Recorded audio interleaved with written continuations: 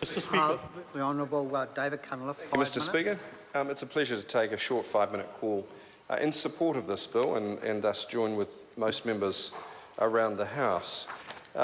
So just to run over the arguments which I think have been validly raised by the member that's just resumed his seat on behalf of the Green Party, let us firstly acknowledge the definition of what dumping is. Dumping is when country A sells goods or sometimes services into country B at a price that is lower than they are domestically available for in country A. Now, as the regulatory impact statement that accompanies the bill says, that's not technically illegal in itself in some countries, most countries, but it has been under first the GATT and the World Trade Organization rules, subject to anti-dumping levies or countervailing duties from country B, the recipient country, if they feel that it's harming their domestic industry. Now, for New Zealand, this has quite a long history. It's a type of provision that we've historically relied upon to protect some of our exports in third markets where we might be country C. Let's say it's a market for milk in the Middle East. Country A, let's say it's a European country, dumps milk powder into a Middle Eastern country that we export to. We, of course, don't like that practice because we don't want to see our products undercut. So there are real downsides to dumping, and that's why the World Trade rules allow for both anti-dumping duties and countervailing duties. What does this bill then do to change that framework? This bill allows a discretion to the minister and sets out criteria by which the minister will apply the discretion to allow the suspension of or the non-intervention of countervailing or anti-dumping duties for the purpose of benefiting consumers in the recipient country.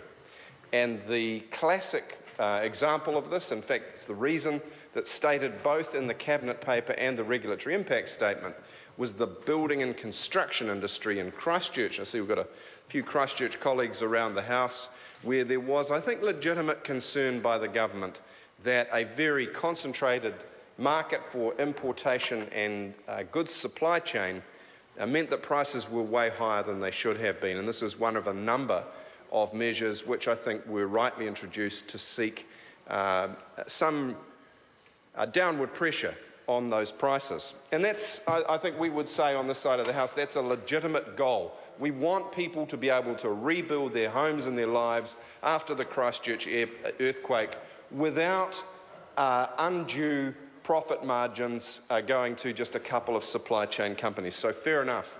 The issue here, and this is where we acknowledge the argument the Greens have raised, but we don't agree with it, at least not at this stage, is that it is a good place to start to have the interests of consumers at heart. Otherwise, often you reinforce monopolistic behaviour by producers.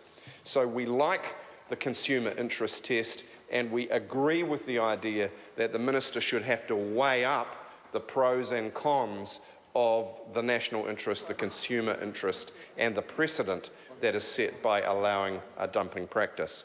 Mr Speaker, I think there's a reasonable quality of cost-benefit analysis in the Cabinet and regulatory impact papers, and they come out on the side, in some cases, such as building products, of saying that there would be a good pro-consumer case for not imposing duties. We think we should pass this bill. We think, however, that we should be monitoring carefully how it's applied and the effects that it has.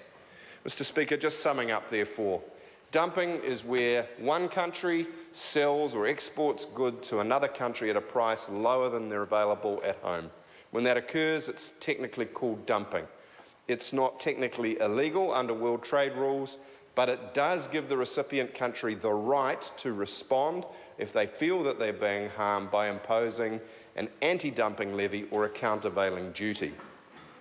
Cabinet, and we agree in this case that there's a probable cause, has brought this in to give the minister discretion to suspend or not impose those duties in some cases where the national interest benefits, and the example given was building product supply for the Christchurch earthquake. Let's give them the discretion, let's see how it's used, and let's carefully monitor the results. Mr Speaker. I call